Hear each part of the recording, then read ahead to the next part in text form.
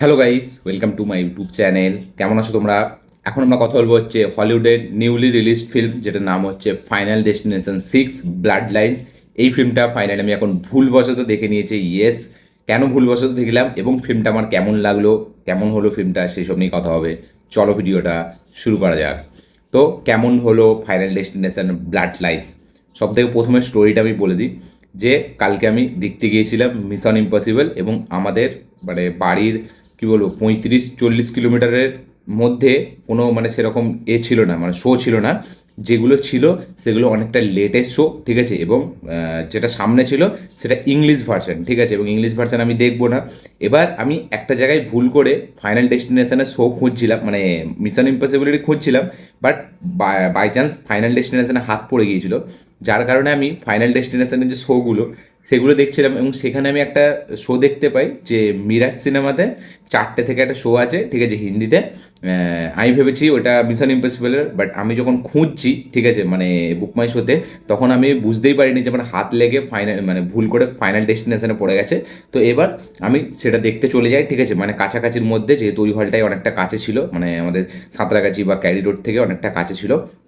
তো এবার আমি চলে গিয়েছিলাম এবং টিকিট কাউন্টারে গিয়ে আমি যখন টিকিট কাটছি, ঠিক আছে, তখন লোকটা বলছে যে তুমি কি শো দেখতে, মানে মিশন ইম্পসিবল? আমি বলি হ্যাঁ, মিশন ইম্পসিবল তো বললাম। বললো না, এটা আপনি ভুল করেছেন, মিশন ইম্পসিবলের শো এখন নেই, সেটা আছে রাত 7টা থেকে, তাও আবার ইংলিশ ভার্সানে, ঠিক আছে, আপনার কোথাও ভুল হয়েছে। তখন এবার আমি কাছ থেকে মানে গিয়েছি ডাইরেক্ট দেখতে সিনেমাটা। তো এবার অত দূর গিয়েছি, বাড়ি ফেরার তো কোনো উপায় নেই, মানে বাড়ি ফিরলে মানে পুরো বেকার ওই যে অত দূর যাওয়াটা। লাস্টে আমি কী করলাম, বললাম ঠিক আছে আমাকে ফাইনাল ডেস্টিনেশনের শোটা দিন, আজকে দেখে নিই, পরে অন্য কোনো দিন আমি মিশন ইম্পসিবল দেখে নেবো। তো এইভাবে বাই মিস্টেক আমি ফাইনাল ডেস্টিনেশন 6 দেখে নিই। হয়তো আমার ভাগ্যে এটাই লেখা ছিল, কারণ ফাইনাল ডেস্টিনেশনেও সব ভাগ্যতেই লেখা থাকে, সব মহড়াগুলো।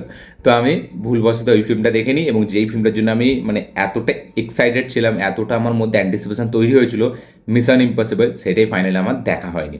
তো আমি এখন রিভিউ করবো ফাইনাল ডেস্টিনেশন 6, যেটার নাম হচ্ছে ফাইনাল ডেস্টিনেশন ব্লাড লাইন্স, যেটা প্রায় 14 বছর পর এই সিরিজের কোনো সিনেমা রিলিজ হলো, এবং ফাইনালি ওই ফিল্মটা দেখলাম। এক লাইনে যদি ওই ফিল্মটা রিভিউ করি, আমার কাছে এই ফিল্মটা খুবই একটা ওয়ান টাইম ওয়াচ, একটা ঠিকঠাক ফিল্ম আমি বলবো। মানে ফাইনাল ডেস্টিনেশন, তার যে একটা নস্টালজিক ভ্যালু, সেটা কিছু অবধি এখানে রাখা হয়েছে।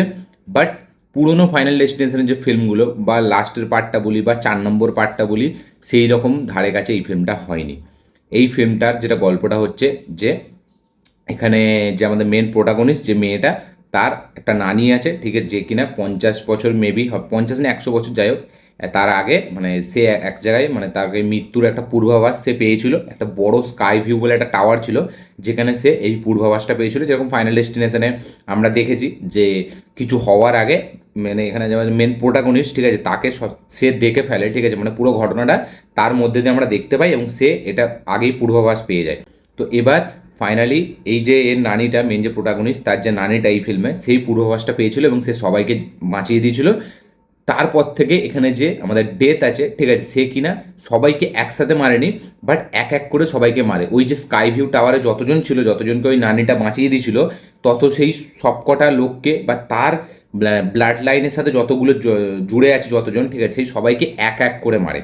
এবার এই ঘটনাটা যখন আমাদের প্রোটাগনিস্ট, এই যে মেয়েটা, জানতে পারছে, সে কি পারছে এই ডেথটাকে আটকাতে, নাকি সেও লাস্টে মারা যাবে, নাকি সে কোনোভাবে সব কিছু সামলে নেবে, এবং লাস্টে কি হবে, আদেও কি মরবে, এবং এই নানিটা কোথায় আছে, এই নানিটা কে, সেই সব জানার জন্য আপনাদেরকে এই ফিল্মটা দেখতে হবে।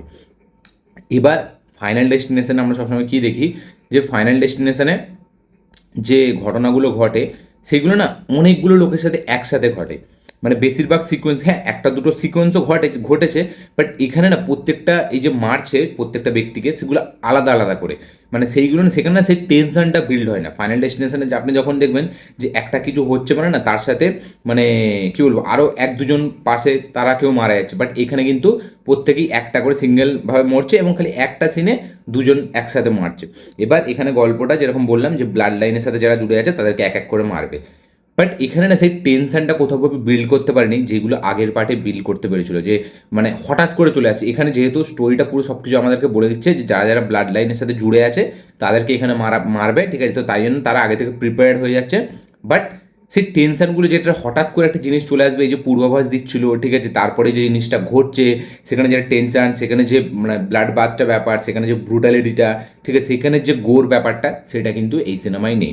হ্যাঁ, এই সিনেমার ডেথগুলো যথেষ্ট মানে ভয়ানক, বাট মানে সেই লেভেল অবধি নয়। এবং এই সিনেমাটা না মানে কি বলবো, 1 ঘন্টা 50 মিনিটের সিনেমা, খুব জলদি ফট করে শেষ হয়ে যায়। এবং বেশিরভাগটাই সিকোয়েন্সগুলো কনভারসেশনের মাধ্যমে দিয়ে চলে যায়, ঠিক আছে। খালি একটা হসপিটালের সিন আছে যেখানে একটু মানে হালকা একটু বেশি মানে কী বলবো, আমার মজা পেয়েছি। বাকি যেটা ক্লাইম্যাক্সের সিকোয়েন্স ওইটাই, বাকি ওভারঅল সেই সিকোয়েন্সগুলো অতটা হেভি নয়। একটা সিকোয়েন্স যেটাই পুরো ফিল্মটার হাইলাইট, সেটা হচ্ছে একদম ফার্স্টের স্টার্টিং সিকোয়েন্সটা, যেখানে আমরা একদম দেখতে পাচ্ছি এই যে নানিটা, তার এঙ্গেজমেন্ট ছিল, এবং সেই ওই যে স্কাই ভিউ টাওয়ারটা, সেখানে যে সিকোয়েন্সটা যেভাবে ডিরেক্টর ডিজাইন করেছে, সেটা কিন্তু দুর্দান্ত। সেটা ব্যাপক লাগে দেখতে। এবং সেখানের যে মানে ব্যাপারটা, সেখানে যেই মানে মৃত্যুগুলো ঘটছে, তার মধ্যে যে ব্রুটালিটি, সেটা কিন্তু ব্যাপকভাবে মানে স্টেজিং করেছে সেটার মধ্যে। বাট ফাইনাল ডেস্টিনেশনের সেই যে একটা ব্যাপার, ঠিক আছে, সেই যে একটা ভাইব, সেটা কিন্তু আপনি এই ফিল্মটাই পাবেন না। তার অনেকগুলো কারণ আছে। মানে কী বলবো, এখানে যেরকম বললাম যে গল্প বলার যে স্টাইলটা, যে এখানে সব কিছু আমরা জেনে গেছি যে কী কী হবে, এবং এক এক করে মরবে, ঠিক আছে, এক এক করে মারবে। তো এরকম এই কিছুদিন আগে যে মাঙ্কি কিং যে সিনেমাটা আমি রিভিউ করলাম, তাতে আমি উদাহরণ দিয়েছিলাম যে ফাইনাল ডেস্টিনেশন থেকে হিউজলি ইন্সপায়ার্ড। বাট এখন যেন দেখে মনে হচ্ছে যে মানে কি বলবো, এই মাঙ্কি কিং থেকেই ফাইনাল ডেস্টিনেশন 6টা ইন্সপায়ার্ড। সেখানেও আমরা দেখলাম যে এই মাঙ্কিটা এক এক করে সবাইকে মেরে দিচ্ছে, ঠিক আছে, এবং তার মধ্যে যে ব্রুটালিটি, এখানেও ঠিক সেম। তাহলে ফাইনাল ডেস্টিনেশন আমি কেন দেখবো আলাদাভাবে? ফাইনাল ডেস্টিনেশন 5-এই একটা শট আছে, যে ব্রিজ ভেঙে যাওয়ার যে শটটা, সেটা আপনি দেখবেন। বা ফাইনাল ডেস্টিনেশন 2-এ না 3-তে একটা ক্যাফেতে ঢুকে যাবে একটা গাড়ি, সেই সবগুলো বা অনেকগুলো সিন না হেভিভাবে স্টেজিং করা যায়। এবং প্রত্যেকটা সিকোয়েন্সে হওয়ার আগে যেসব ঘটনাগুলো দেখাচ্ছে, বা সেখানে যে মৃত্যুগুলো না, সেগুলো এর থেকেও আরও বেশি ভয়ানক। এখানে দেখুন, আমরা এই ফিল্মটা দেখতে এসেছি ওই মৃত্যুগুলোকেই এনজয় করছি অ্যাকচুয়ালি। মানে এখানে যে ট্র্যাজেডিটা ঘটছে, সেটাই কিন্তু আমরা এনজয় করছি, এবং সেটা দেখার জন্য আমরা এই ফিল্মটা দেখতে গেছি। আমরা চাই যে ফিল্মে সবাই মরুক, এবং সেটা খুব ভয়ানকভাবে। আমরা তো অডিয়েন্স এই হিসাবে ফিল্মটাকে দেখতে গেছি না। বাট এখানে মানে যেই জিনিসটা খারাপ, যে জিনিসটা আমরা দেখতে গেছি, সেই খারাপ মৃত্যুটাই খারাপভাবে হচ্ছে না, ঠিক আছে। মানে এটা বলতে গেলে খুব শয়তানি কথাবার্তা, ঠিক আছে, যে একজন মরছে, সেটা আমরা দেখে এনজয় করছি, ঠিক আছে, সেটা আমরা দেখে এন্টারটেন হচ্ছি। বাট এখানে কিন্তু আমরা এই ফিল্মটা দেখতেই গেছি এই জন্যই যে এখানে সবকে খুব মানে খুব ডেডলিভাবে তাদেরকে মারা হবে, খুব ভয়ানকভাবে, খুব ব্রুটালিটির সাথে, যেখানে মার্কো অ্যানিমাল কিল, এদেরকেও পিঁপড়ে মনে হবে, ঠিক আছে। বাট এইখানে সেই লেভেল অবধি মানে কি বলবো, মানে মৃত্যুগুলো সেই লেভেল অবধি আপনাকে সেই একটা যে এরকম মানে একটা যে এক্সপ্রেশন, সেরকম দেবে না। হ্যাঁ, একটা দুটো দিচ্ছে, বাট কি বলবো, মানে পুরো ফিল্মটা না, যেহেতু ইন্ডিভিজুয়ালি এক এক করে সবাইকে মারছে, সেই জন্য সেই ইম্প্যাক্টটা পড়ছে না।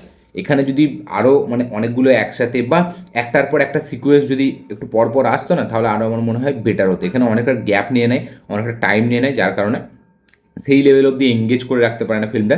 এবং ফাইনাল ডেস্টিনেশন সব পার্টগুলো যদি আপনি দেখেন, এটা কিন্তু খুব একটা হেভি যে এঙ্গেজিং স্ক্রিন প্লের সাথে আসা ফিল্ম, এরকম ফিল্ম না। এগুলোর ওই ক্লিপগুলোই আপনাকে দেখতে ভালো লাগবে যখন সোশ্যাল মিডিয়ায় আসবে, যে এক একটা সিনস, ঠিক আছে, মানে আমরা ওই সিনসগুলো দেখার জন্যই এসেছি। এখানে কোনো গল্প বা এই যে কনভারসেশন হচ্ছে, বা এখানে স্টোরিটা হালকা জানতে এসেছি, বাট কনভারসেশনটা আমরা কিন্তু শুনতে আসিনি। তাই জন্য আমরা সবসময় চাই যে একটার পর একটা সিকোয়েন্স হোক। অ্যাকচুয়ালিতে ঠিকই আছে, এখানে যে স্টোরিটা বিল্ড করেছে, আমরা পুরো দেখতে পাচ্ছি যে ঘটনাগুলো কেন ঘটছে, কী এর থেকে বাঁচার কী উপায়।